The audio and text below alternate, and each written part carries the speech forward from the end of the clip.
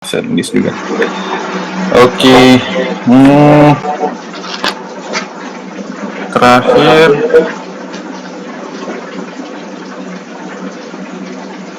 terakhir kita sudah ke ini ya. Sudah ke bagaimana cara mentransformasikan koordinat dari sistem koordinat orbit ya ke sistem terikat bumi ya. Sudah ini ya, sudah sampai di sini ya. Kemudian kita akan teruskan lagi ya. Kalau dari sekarang kita kasusnya bagaimana kalau kita mengetahui sistem terikat bumi. Jadi posisi si satelit dalam sistem terikat bumi, X, Y, Z-nya bumi, CF ya. Kemudian kita ingin mencari elemen Keplernya. Nah, kita untuk mencari elemen Kepler, kita kembalikan lagi dengan menggunakan rumusan yang kita gunakan pada ini sebelumnya, yang pada awal-awal ya, tentang apa? Coba di problem ya, yang menyatakan tentang spesifik angular momentum, ya kan? Spesifik angular momentum. Harap diingat di sini bahwa spesifik angular momentum ini merupakan perkalian vektor antara posisi dan kecepatan si satelit dalam bidang orbitnya pada satu epoch tertentu. Kalau Anda perhatikan pada gambar di sebelah kiri, Anda lihat vektor posisi dari suatu satelit dinyatakan sebagai X. Tentu saja kecepatan tangensial daripada si posisi orbit, posisi satelit pada dalam bidang orbitnya dinyatakan sebagai turunan dari vektor posisi ya, turunan dari vektor posisi yang dinyatakan sebagai x dot ya, dinyatakan sebagai x dot. Anda lihat di sini. Jadi kalau sebentar saya ini kan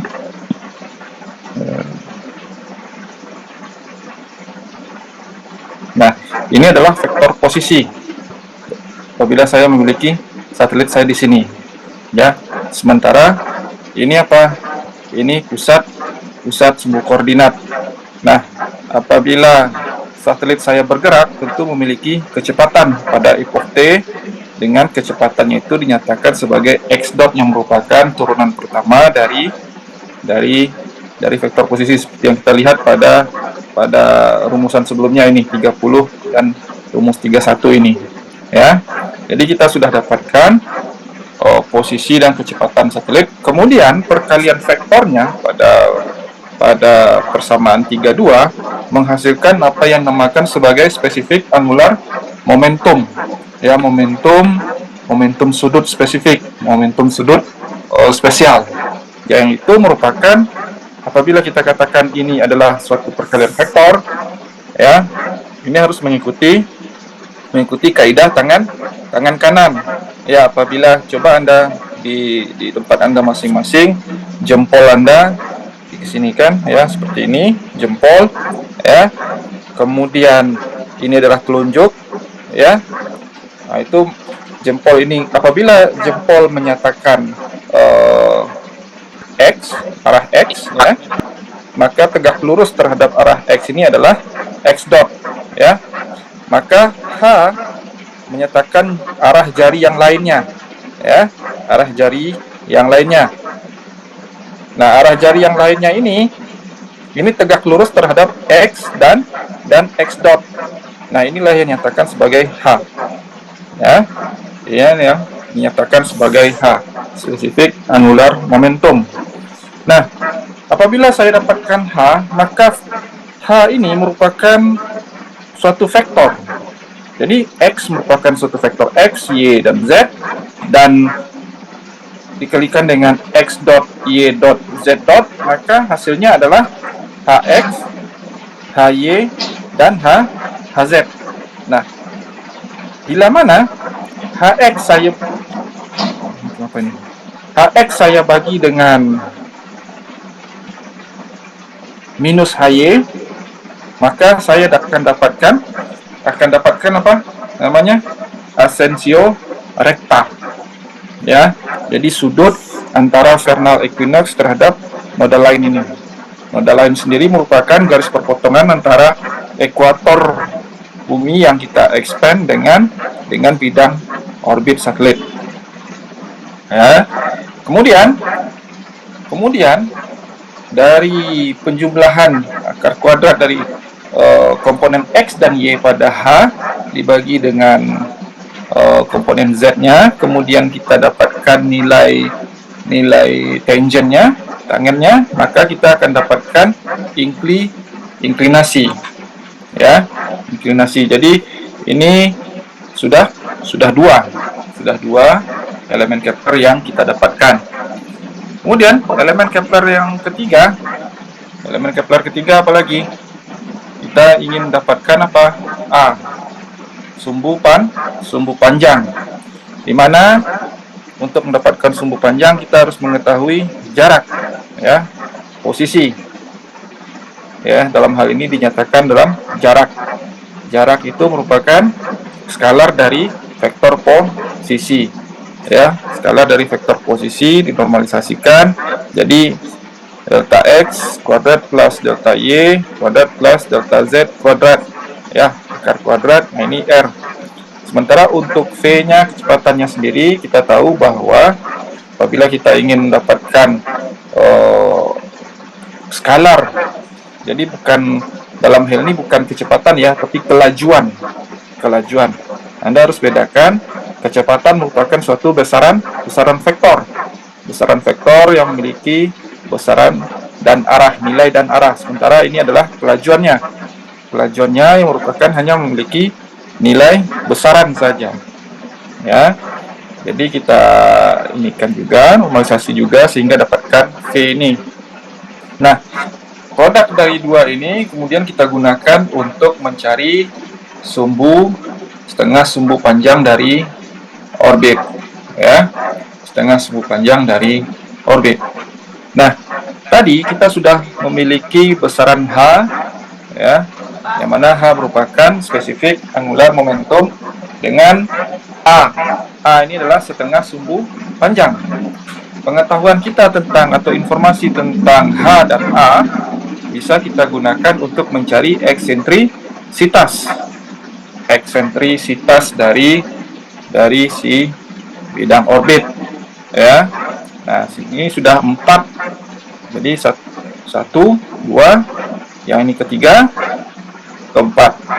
Jadi penyelesaian untuk mendapatkan elemen Kepler ini lebih straightforward, ya, berbanding kita mencari penyelesaian untuk X, Y, Z, ya. Karena di X, Y, Z sendiri kita, seperti yang saya katakan 2 minggu lalu, ada proses iterasi yang harus dilakukan untuk mendapatkan nilai apa, ada besarannya, ya. Besarannya mana itu yang harus kita cari menggunakan nilai iterasi itu apabila kita ingin mencari eksentrisitas anomali, ya. Nah, itu harus menggunakan iterasi. Kan kita dapatkan dari anomali rata-rata, mean anomali, dan dapatkan juga dari n, mean motion atau pergerakan rata-rata si satelit. Ya, kemudian kita setelah kita dapatkan E, jadi berawal dari posisi dan kecepatan, ya. Jadi apa yang kita dapatkan, saya ingin ingatkan kembali dari persamaan 30-31 ini, Anda bisa dapatkan 6 elemen Kepler. Ini sudah 4. Nah, untuk mencari yang kelima dan keenam, tadi apabila Anda kalikan secara perkalian vektor untuk mendapatkan 4 besaran atau elemen Kepler. Sekarang kita kalikan menggunakan skalar produk, ya, dot product antara kecepatan dan posisi, ya, vektor kecepatan dan vektor posisi. Ya. Nah, apabila kita dapatkan, maka dihasilkanlah apa? Time passing perigi. Time passing perigi. Di sana kita bisa dapatkan time passing perigi. Kemudian yang terakhir apa ya? Time passing perigi dan kalau saya tidak salah itu eccentric anomaly ya. Kita akan dapatkan. Coba kita lihat. Jadi argument of perigi, argument of perigi, tinggal satu lagi argument of perigi yang harus kita cari, ya. Jadi kita sudah dapatkan apa yang dinamakan sebagai time of perigi passing. Kemudian yang terakhir adalah ini yang kelima ya. Yang keenam adalah argument of perigi, ya. Argument of perigi itu sudut yang dibentuk dari perigi terhadap posisi satelit pada satu epoch tertentu. Maka kita harus mencari apa yang dinamakan sebagai U, ya. Jadi argument of latitude. U ini menyatakan argument of latitude, argumen lintang. Ya, itu didapatkan dari X, posisi X dan Y, dan dari asensio rekta bersama dengan R. Ini R, ini X, komponen X dan Y. Kemudian ini adalah komponen asensio rekta atau right ascension. Nah, di sini perhatikan ada syaratnya. Apabila koordinat Z Anda itu negatif, maka U yang Anda dapatkan di persamaan 44 ini harus dikoreksi. Yaitu pengkoreksiannya adalah U baru ini adalah 2V dikurangkan U yang Anda dapatkan dari persamaan 44, ya. Hanya apabila komponen koordinat Z-nya bernilai negatif, ya. Nah, apabila setelah Anda dapatkan U ini argument of latitude, maka bisa didapatkan argument of perigi. Di mana argument of perigi, ya, U dikurangi dengan persamaan yang kita dapatkan dari persamaan 23 sebelumnya, ya, merupakan true anomaly. Anda bisa lihat nanti persamaan 23, juga saya sudah bagikan slide ini. Nah, Anda bisa lihat bagaimana cara mencari true anomaly. Oke. Nah, itu kita sudah dapatkan 6 elemen Kepler, ya, 6 elemen Kepler yang kita perlukan.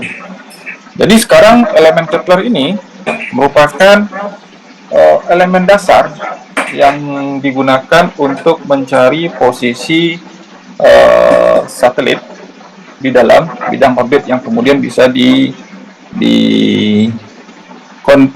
transformasikan ke dalam bentuk sistem terikat bumi. Masalahnya pada awal-awal tentang mata kuliah tentang orbit ini, sistem orbit, saya sudah katakan bahwa si satelit sendiri bergerak dalam bidang orbit itu mengalami apa yang dikatakan sebagai disturbance atau gangguan.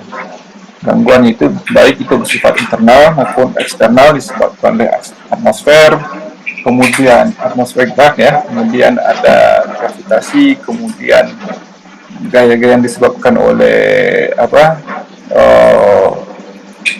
pipe atau pasang surut bumi baik yang daratan maupun lautan, ya, sehingga gangguan tersebut menyebabkan si satelit bergerak dalam bidang orbit dalam keadaan tidak mulus. Jadi tidak mulus seperti bentukannya seperti elips itu, ya. Jadi kita dilihat di sini ada yang namanya non-spherical symmetric force field, ya. Jadi si satelitnya sendiri bergerak bukan dalam bidang orbit yang elips lagi. Walaupun demikian, si orbit satelit tetap bisa dinyatakan dengan koordinat kartesian dan kecepatannya, ya. Nah, sementara itu, ya, walaupun dia tidak dalam keadaan mulus, tetapi kita bisa mendapatkan komponen Kepler pada setiap epochnya. Nanti saya jelaskan bagaimana. Dan secara umum si orbit satelit yang mengalami gangguan ini dinamakan sebagai oscillating Keplerian element, ya, oscillating Keplerian element. Jadi begini, perhatikan. Jadi katakanlah si satelit ini adalah orbit satelit yang sempurna, yang elemen Kepler, ya, berdasarkan pada elemen Kepler.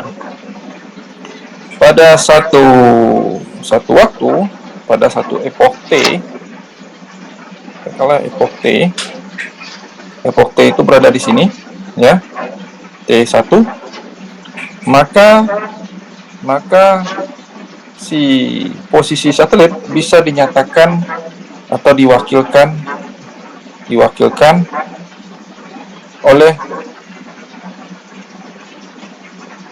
bidang elips yang ini, ya, bidang elips yang ini. Jadi secara umum kita bisa dapatkan A, E, dan kita bisa, apabila kita memiliki X, Y, Z, maka bisa kita dapatkan elemen Kepler A, E, dan lain-lain sebagainya. Kemudian kita bisa modelkan secara grafik menjadi bidang orbit seperti ini, ya.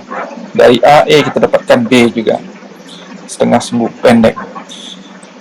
Dikarenakan satelit berjalan di luar angkasa mengalami gangguan, maka pada T2 si satelit itu bukan berada pada di sini, pada posisi yang ini, tapi melainkan dia terganggu, bisa naik atau bisa turun, ya, bisa keluar sedikit dari bidang orbitnya, mungkin berada di sini. Oke. Maka pada saat ini juga dia juga memiliki nilai X, Y, Z pada saat T. Katakanlah ini T2.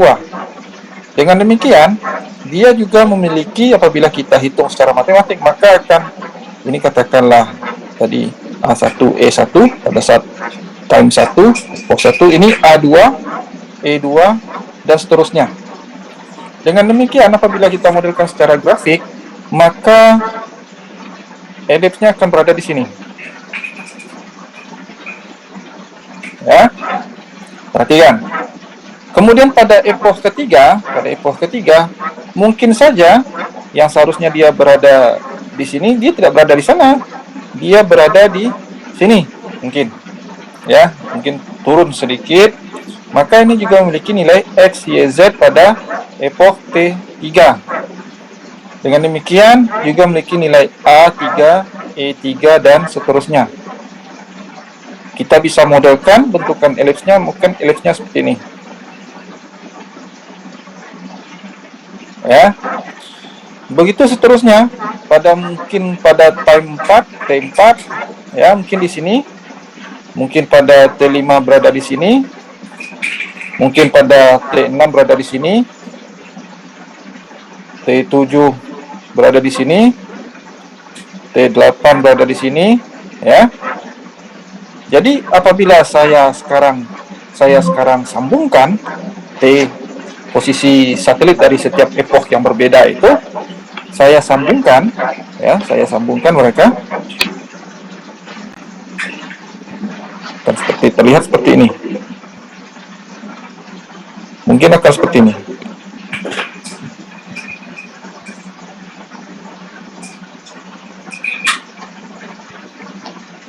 Perhatikan, ya, bahwa sekarang saya memiliki suatu bentukan orbit satelit yang sudah terganggu, yang tidak lagi merupakan suatu elips sempurna, melainkan dia elipsnya sudah dipengaruhi oleh baik itu atmosferik drag, yang dipengaruhi oleh gerak satelit dari pemodelan setiap epochnya. Maka yang ini saya namakan sebagai oscillating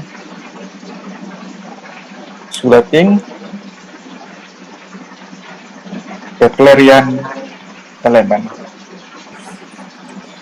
Pada perkuliahan survei satelit nantinya, apabila kita sekarang pada geodesi satelit mempelajari ada 6 elemen Kepler, maka pada oscillating Keplerian element ini atau OKE akan terdapat 16 elemen oscillating Keplerian element. Jadi ada pertambahan 10 yang disebabkan oleh gangguan yang mempengaruhi gerak satelit dalam bidang orbitnya. Akan ada penambahan 10 Keplerian elemen, ya. Paham sampai di sini? Paham sampai di sini?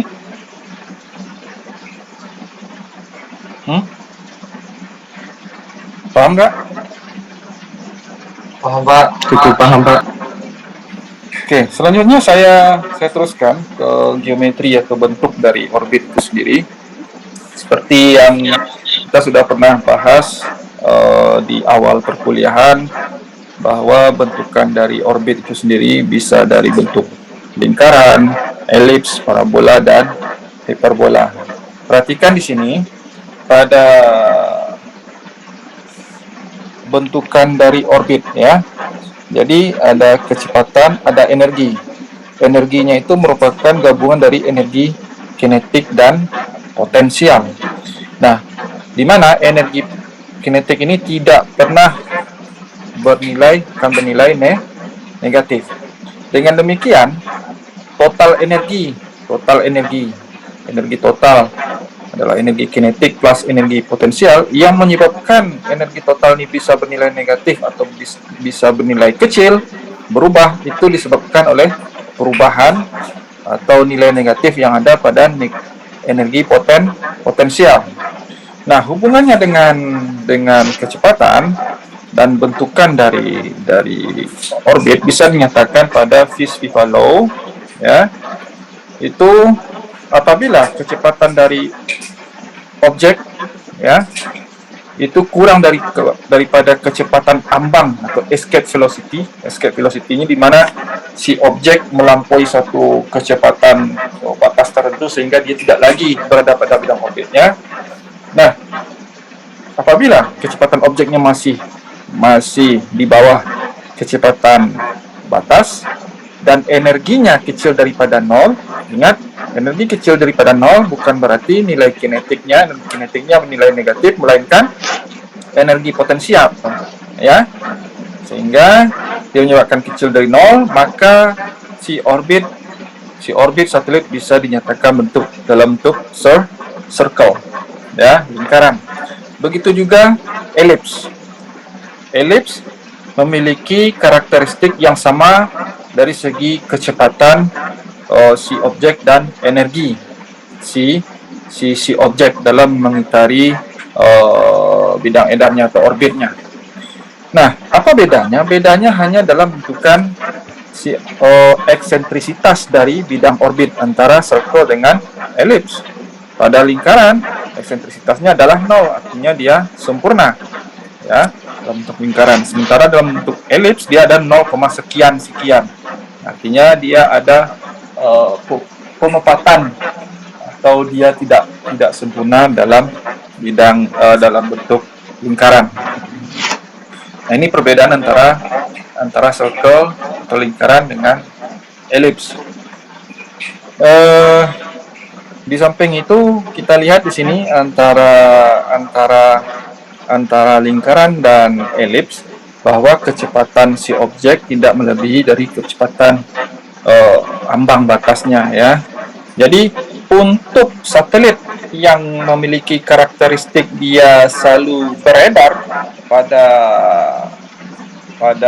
bidang edarnya secara reguler, dalam artian kata dia selalu mengelilingi suatu objek. Dalam hal ini kalau satelit dia mengelilingi bumi, kalau bumi dia mengelilingi matahari, jadi mengelilingi suatu objek secara reguler, maka pastilah bisa kita katakan energinya kecil dari 0, ya, itu bersifat negatif, di mana potensialnya yang besar, dan kecepatan objeknya lebih kecil dibandingkan kecepatan ambang batas yang mana dia diperkenankan untuk keluar dari bidang edarnya yang reguler itu. Kemudian kita lihat ada dua lagi yang namanya parabola dan hiperbola. Perhatikan pada parabola dan hiperbola, di mana pada parabola kecepatan objeknya adalah sama dengan kecepatan ambang, sementara hiperbola lebih besar. Dan juga energinya antara dalam hal ini untuk parabola energinya sama antara energi kinetik dengan energi potensial. Sementara pada hiperbola energi kinetiknya lebih besar dibanding energi potensialnya, ya, atau energi potensialnya juga bernilai positif, bisa saja seperti itu ya. Nah, perhatikan di sini bahwa sifat atau karakteristik dari orbit yang berbentuk parabola dan hiperbola biasanya bukan pada geodesi satelit atau secara astronomi bukan benda-benda langit yang bersifat mengelilingi objeknya, mengelilingi suatu objek dalam secara reguler, melainkan dia secara sporadik. Contoh pada astronomi adalah komet. Komet tidak mengelilingi, dia memiliki lintasan atau orbit, ya. Komet memiliki orbit, apakah itu dalam bentuk parabola atau hiperbola, tetapi tidak dalam bentuk lintasan yang reguler, yang dia selalu mengelilingi bumi, contohnya, atau mengelilingi matahari. Komet tidak mengelilingi matahari secara terus-menerus, ya. Mungkin dia ada mengelilingi ininya, tetapi kalaupun dia mengelilingi matahari secara reguler, contohnya seperti komet Halley, mungkin ya bidang orbitnya terlalu besar, ya, tapi tetap saja kecepatan objek dan energinya lebih kecil dari 0. Nah, contoh yang lain apa? Ada saja, misalnya suatu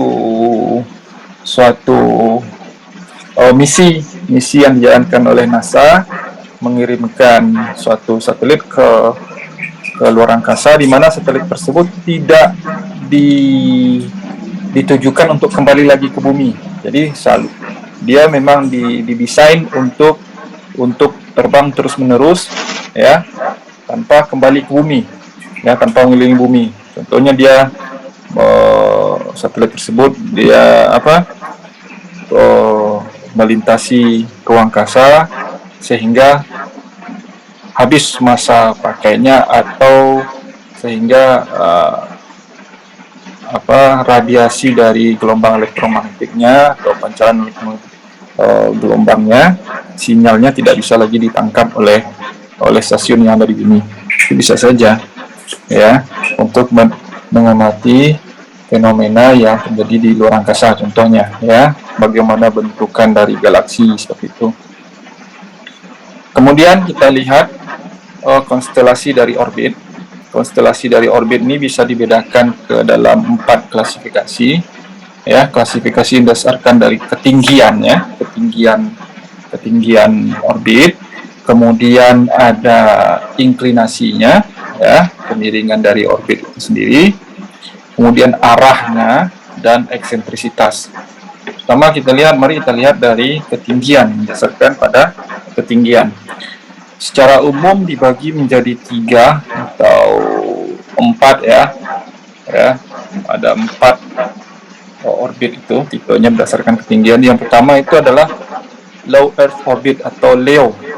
LEO ini biasanya untuk satelit-satelit yang kurang atau hingga 2000 km di atas permukaan bumi. Nah, tipikalnya itu digunakan untuk remote sensing dan keperluan yang lebih mengarah ke misi gravitasi, ya. Nah, gravimeter, kemudian altimeter, dan lain sebagainya. Dia membutuhkan informasi yang detail tentang permukaan bumi atau fenomena dinamika di permukaan bumi. Makanya dia diterbangkan mengangkasa pada orbit rendah. Kemudian ada namanya Medium Earth Orbit, ya, Medium Earth Orbit atau MEO. Itu berada sekitar 2000 km hingga 35.786 km di atas permukaan bumi. Nah, contohnya itu seperti satelit navigasi, kemudian SLR ya, satelit laser ranging ya, dan tujuannya salah satunya dia ingin dapatkan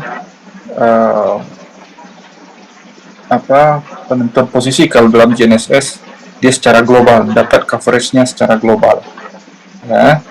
Kemudian ada yang namanya geosynchronous orbit. Sebelumnya saya katakan bahwa dalam kasus MIO ini seperti GNSS, dia memiliki periodenya itu sekitar 12 jam. Nah, kita lihat pada yang kelas yang ketiga ini ada geosynchronous orbit dan geostationary orbit. Apa bedanya Anda sudah pelajari di dalam mata kuliah remote sensing. Itu berada pada ketinggian sekitar 35.786 km hingga ke 36.000. Itu contohnya adalah GSO ya, atau geostasioner.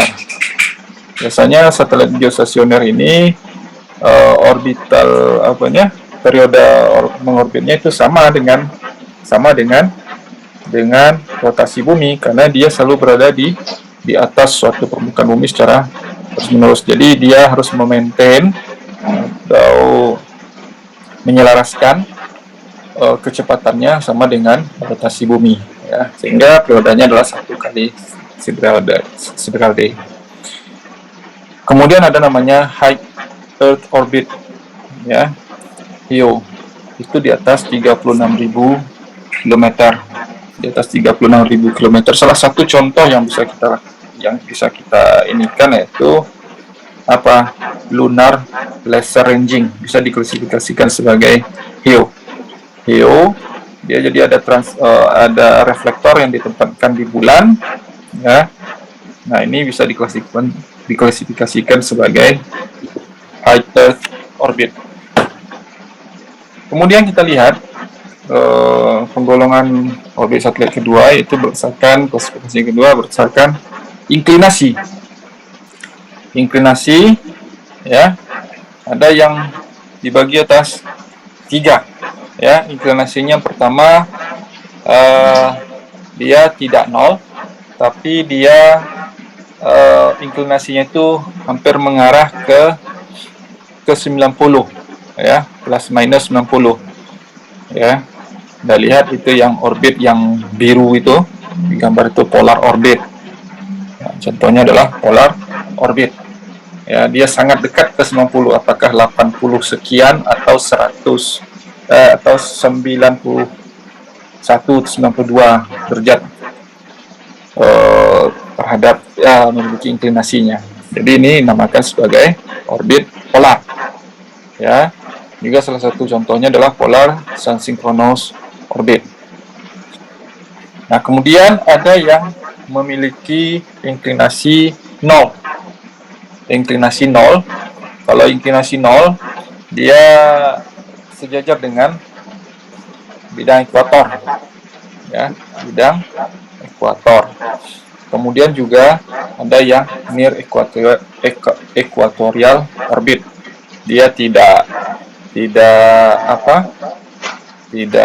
persis 0, tapi bisa mendekati 0, atau dia bisa juga tidak terlalu mendekati 0 tapi tidak di polar orbit. Contohnya apa? Satelit GNSS kita dia near equatorial orbit. Nah, dalam hal orbit inklinasi plus minus 90 ini juga menjadi suatu catatan bahwa si orbit seolah-olah bergerak berlawanan atau searah jarum jam ya. Nah, untuk itu kita sampai ke klasifikasi ketiga, yaitu namakan sebagai prograde dan retrograde. Nah, orbit prograde ini apabila inklinasinya itu kurang dari 90 ya. Jadi si satelit seolah-olah melintas dari arah barat bumi, dari bawah arah barat ke timur, ke timur laut ya, dari barat daya ke timur laut, seperti itu. Kemudian sebenarnya prograde ini ya, pergerakan satelit itu dia selalu berlawanan arah jarum jam. hanya saja apabila si orbit prograde Anda gerakkan inclinasinya hingga lebih dari 90 derajat, maka seolah-olah si satelit turun ya dari arah barat laut ke tenggara, seperti itu ya.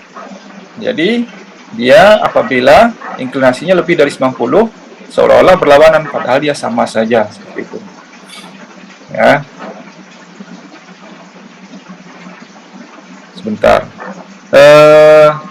kita lihat di sini pada orbit retrograde, maka si satelit turun ya dari atas, dari arah barat laut ke arah tenggara. Nah, dia memiliki inclinasi lebih besar dari 90 derajat. Ada pertanyaan hingga sekarang? Dalam hal ini, kitaran si pergerakan si satelit menjadi, kalau Anda lihat, menjadi dia searah jarum jam. Iya ya. Berlawanan juga, berlawanan arah jarum jam kalau dilihat dari kutub utaranya ya. Ada pertanyaan nggak antara prograde dan retrograde ini?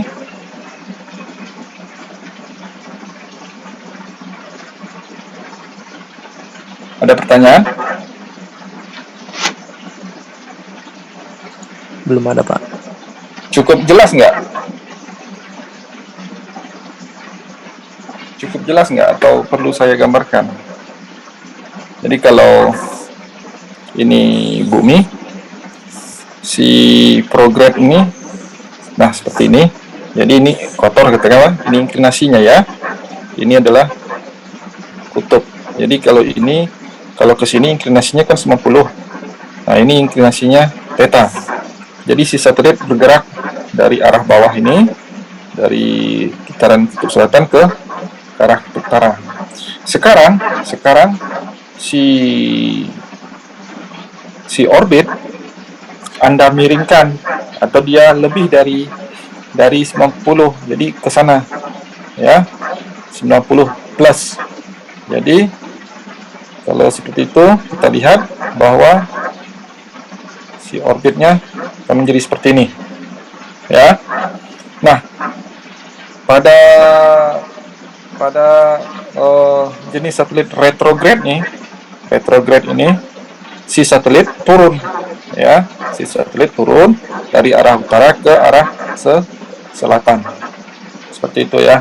Jadi kalau tadi berlawanan arah dari selatan ke utara, seperti itu, si retrograde dia turun dari arah utara ke selatan.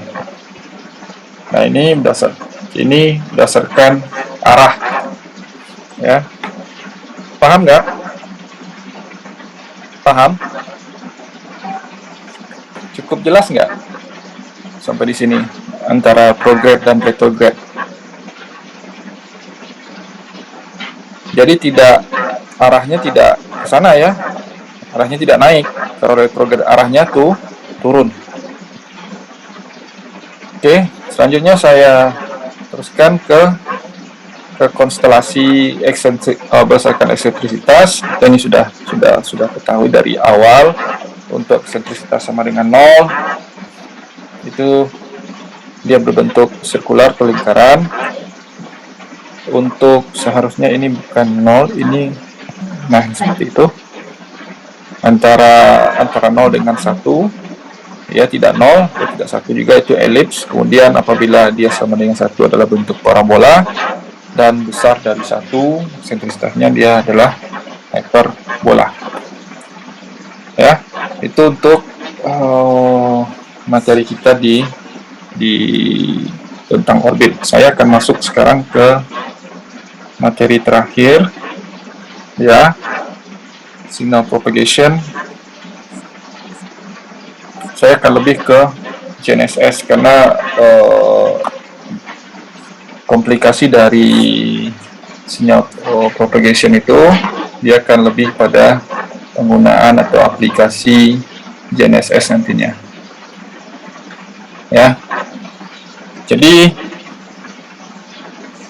ada beberapa sumber bias atau kesalahan sistematik. Jadi kalau ada yang menyatakan bias, ya, bias itu adalah berhubungan dengan kesalahan sistematik. Itu kesalahannya bisa dimodelkan. Ya. Nah,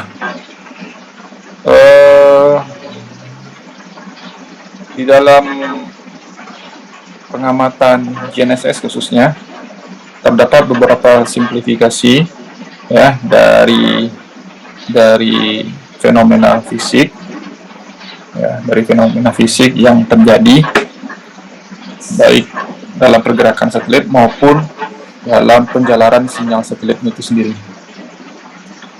Nah, biasanya mereka tidak begitu signifikan, ya, tidak begitu signifikan mempengaruhi data yang akan kita hitung, ya.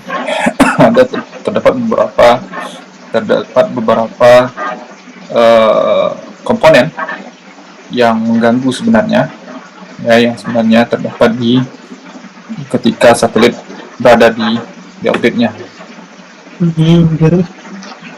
Halo, ya, ada pertanyaan?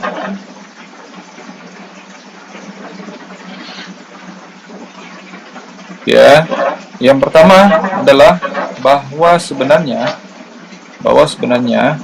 sistem referensi yang terikat bumi bukanlah sistem inersia, dan bahkan sistem inersia yang Anda pelajari itu sendiri juga bukan sistem inersia yang sebenarnya bukan sistem inersia sejati, tapi dia dianggap inersia pada satu epoch tertentu. Dia dianggap diam, seolah-olah bumi itu dibekukan atau didiamkan, tidak bergerak, tidak terjadi rotasi ataupun revolusi pada suatu epoch tertentu. Nah, seharusnya kata yang paling tepat adalah kuasi inersial, ya, seolah-olah inersial. Kalau inersial 100% inersial, maka dinamika yang ada pada pergerakan langit dan bumi akan sangat kompleks dan model matematiknya juga saya rasa terlalu susah untuk dipecahkan, ya. Kemudian efek-efek gravitasi dan pasang surut yang disebabkan oleh benda-benda langit menyebabkan pergerakan satelit tidaklah mulus, ya. Seperti yang saya katakan tadi, terdapat oscillating keplarian elemen. Kemudian hukum Newton hanya merupakan pendekatan, karena hukum Newton sendiri diasumsikan bahwa benda langit bergerak dalam keadaan inersia.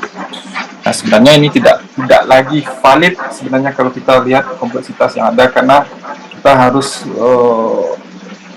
harus melihat bahwa pergerakan atau celestial mekanik harus memperhitungkan teori relativitas dan penjalaran gelombang elektromagnetik dari satelit ke receiver atau objek yang ada di bumi, ya, itu tidak selalu bergerak dalam kecepatan yang sama. Jadi kecepatan gelombang elektromagnetik di dalam vakum itu tidak sama dengan kecepatan gelombang elektromagnetik pada suatu medium terdispersi, ya, terionisasi, ya, tidak sama. Tapi ini diasumsikan sama. Walaupun demikian, kita mengambil beberapa pengaruh yang disebabkan oleh dispersi pada atmosfer. Contohnya yang terbesar adalah pada lapisan ionosfer dan troposfer itu sendiri, ya. Kemudian ada beberapa koreksi yang diberikan kepada koordinat satelit, yang diantaranya adalah rotasi bumi, kemudian efek relativitas, kemudian penjalaran gelombang elektromagnetik pada lapisan atmosfer, terutama ionosfer dan troposfer. Nah, biasanya informasi ini diberikan di dalam suatu suatu pesan ya di dalam pesan navigasi, itu dinamakan sebagai UERA ya, UERA itu dinamakan sebagai User Equivalent Range Error. Sekarang kita lihat apa saja jenis-jenis error atau bias yang ada khususnya pada satelit GNSS. Nah, mulai dari satelit itu sendiri, mulai dari sinyal dibangkitkan pada osilatornya, itu sudah terdapat kesalahan. Di antaranya adalah kesalahan jam pada satelit. Walaupun jam satelit memiliki akurasi yang paling tinggi, tetapi tetap saja yang namanya buatan manusia memiliki error. Ya, kemudian si gelombang yang dibangkitkan dari osilator itu juga di generate di